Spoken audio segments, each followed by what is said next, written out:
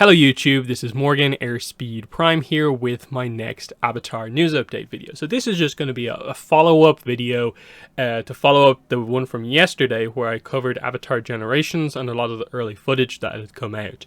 I had pretty much just seen those three videos, and I think from the descriptions it was sort of clear that there was like a beta test in I think Canada is what most of them were. But I wasn't really sure about what the full situation is. But since that, obviously yesterday, there was like a press release. Some of the more official information about what exactly is happening here has come out. So straight away, it's just starting off here. This is the Avatar Generations official website. Now, right now, there is not much on it. It is just this sort of landing screen home page with this kind of nice early ATLA background image with the Avatar Generations logo. And then it just says, coming soon to iOS and Android mobile devices, favorite characters and companions, tactical RPG, and then all the logos down here, Square Enix Montreal, Navigator Games, Nickelodeon, and so on. That's fine.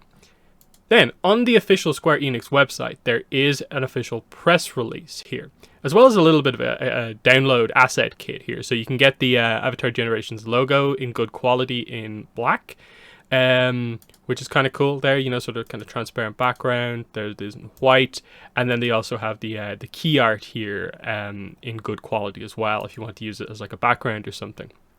I assume they'll have better background art as the game properly releases, because I think most fans are probably tired of very early book one art and wish more of the characters were included, like we saw in like the title screen and stuff like that. That's the sort of art I think we want to see in really, really good quality. But anyway, let's go through this. So Square Enix London Mobile announces August soft launch for Avatar Generations. So, partnership with Paramount, soft launch in select territories in August. And it's basically that, yeah, the game enters soft launch in Canada, Denmark, South Africa, and Sweden for Android and iOS devices, and will expand into additional territories and iOS devices in the following months. So, okay, so those four countries have it for now. We will slowly gain access to this as time goes on, which is good. I think most people want to give this a shot at the very least. Here's where they link the website, but obviously, like I showed you, there's not much on it. Thrilled to unveil the game, the second official title from the studio. Can't wait for people to dive in. It's free to play, of course.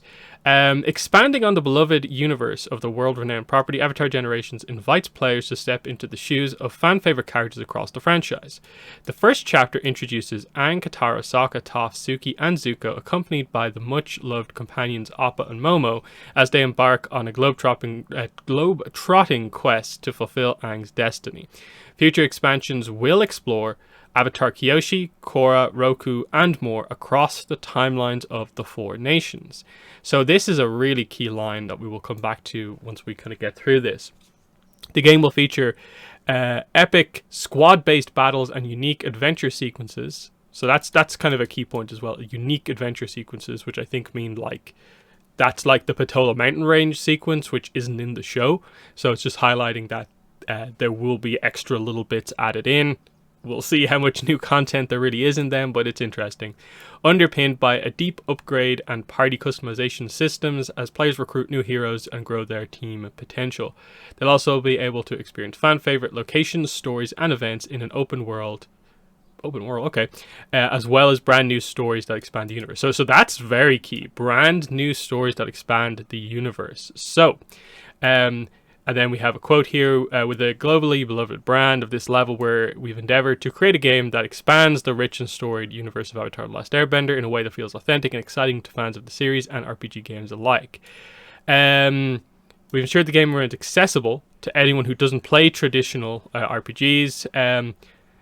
Hugely supportive. So yeah, there's not too much to say about that, and then it just goes through all the different bits and pieces. So, what are the takeaways from this? Obviously, the release date and sort of launch information is very cool. The website itself, but then obviously as we get into it here. First thing is just that great to see Suki included in Team Avatar here for the first chapter. And I think that's what they mean here. The first chapter, I'm assuming that to mean is ATLA. book 1, 2, 3, ATLA, maybe even including the comics because they have some references to them. They are including everyone in. That's great to see. Suki is in the title screen, of course, for the game as well, which again we'll take another look at in just a second, but that's good. Future expansions will explore Kyoshi, Korra, Roku, and more. So I think it's very interesting that they're putting Kyoshi before Korra. I think it's really to highlight there that they're not just going for the two shows, that they are going for more beyond that. So that is great to see. They're addressing the whole timeline thing. It's called Avatar Generations for a reason. They can't just rely on ATLA to make this thing work. So that's why they're going all in on all sort of timelines and so on. So that's very nice to see. And then, yeah, new stories that expand the universe. So I can't imagine that a lot of this is going to be like super substantial. Especially, I think, for like, say, ATLA and Korra, perhaps. Maybe they have specific set things that they can add a little bit more on. But I'm assuming that this will more be, for instance, say, Roku. If they're doing an expansion, so like a whole chapter, like a story sequence on Roku, the only real things that they have are, of course, like 306, the flashback in that. But is that not covered in how it is going to do book 3 for ATLA, or will they give that to the Roku expansion? We have to wait and see.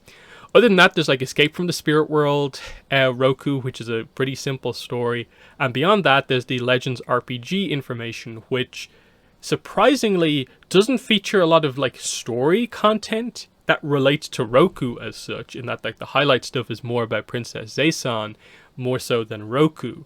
So if it's going to be a Roku themed thing, they're going to have new story content related to Roku in here. So I think that's what they're referring to, that they will likely have extra stuff about Roku, Kyoshi. We obviously saw Yang Chen in the opening of the game and stuff like that. So when they cover these other avatars, I think they will have more related to that. They have Wan, of course. I wouldn't be surprised if we get some more Wan to fill in some gaps. Again, the question is obviously like, how substantial is this new stuff going to be? But I find it very interesting that they do say new stories.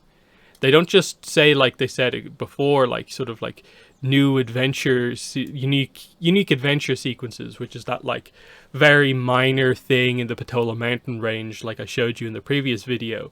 New stories feels like it's just full on a kind of somewhat major piece of content that we have never seen before. So that is, I think, pretty exciting to see.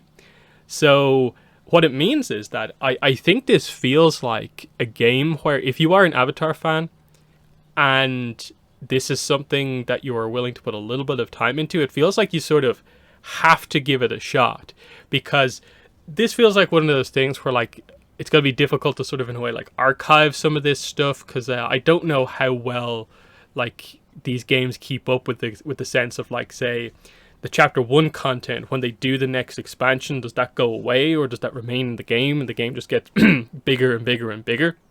So there's going to be a weird sense of like suddenly we have to focus a lot on this game to get all the information out of it, because it looks like there are a lot of references. But yeah, it seems like it's official. They're going all in on this, and like we saw from this, like it seems like there's some good quality here.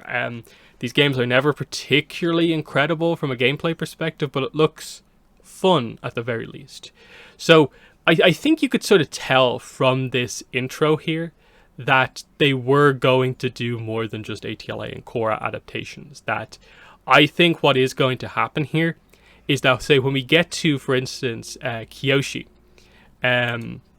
up here. So when we get to Kyoshi, I think what they'll do with the Kyoshi expansion is that they will have probably the story of that be the story of the rise and shadow of Kyoshi, just told in the format of the game. So you'll get the sort of like text box style kind of exploration as you go through the different areas.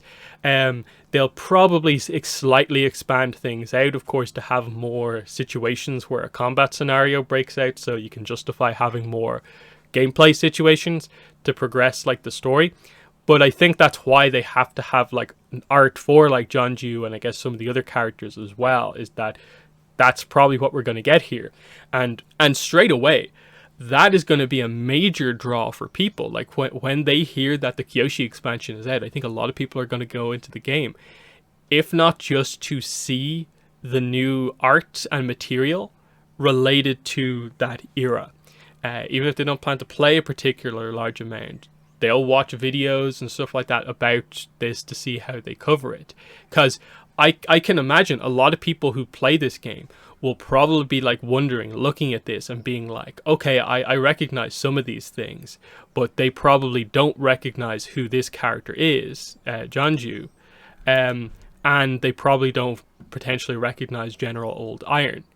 And, you know, there's always that sort of a situation. So to get people up to speed on sort of more details on who these avatars are, you do need to flesh them out in their own story. So I think that's what we're kind of getting at here, that when we get to a Yang Chen stuff, it seems like they will adapt the Yang Chen flashback stuff from the Rift.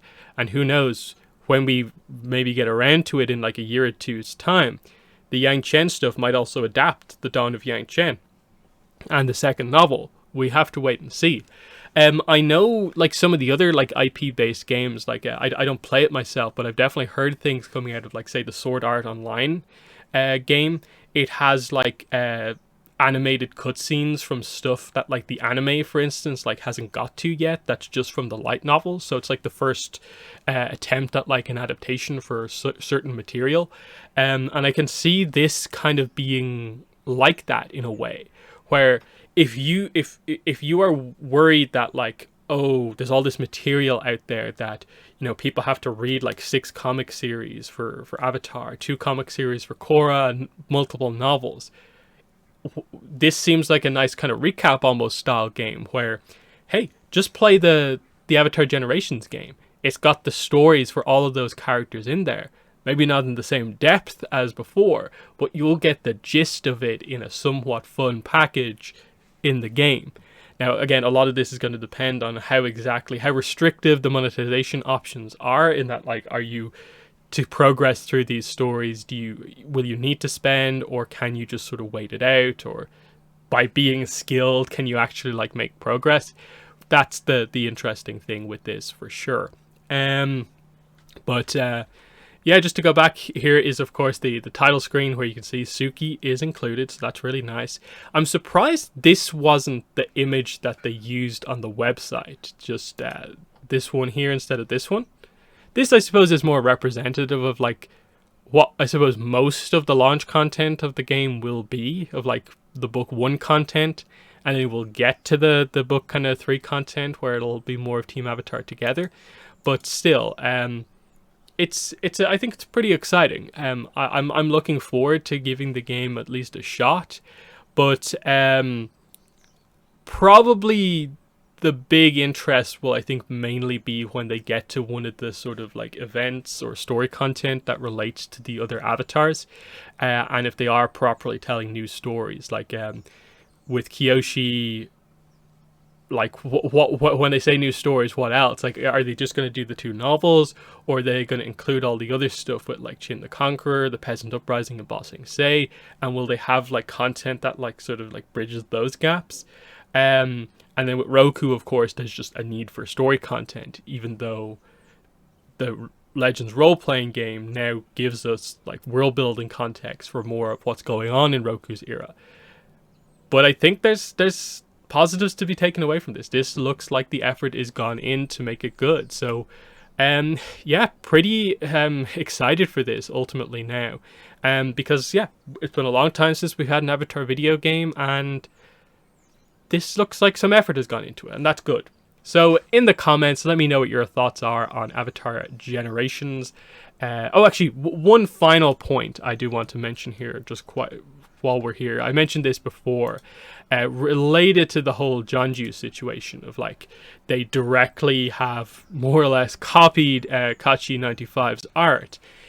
He did post on social media about this, and like the whole Rangi situation, he seems to just be like, kind of, it's an honor to have my art sort of be referenced or included in the game, and isn't really like making any fuss over the idea that, this has been like taken or used without permission or whatever, which I think is a somewhat reasonable approach to take. I think this is more about other people, like pretty much everyone except him probably should be the ones making the fuss over this, to be like, hey, Kachi95 probably should be like credited in this game as like a character designer to a certain extent, or should have like a special thanks kind of like credit here, given that, like, we assume by the time we get somewhat into the game, Rangi and Jonju are going to be in this game, and basically the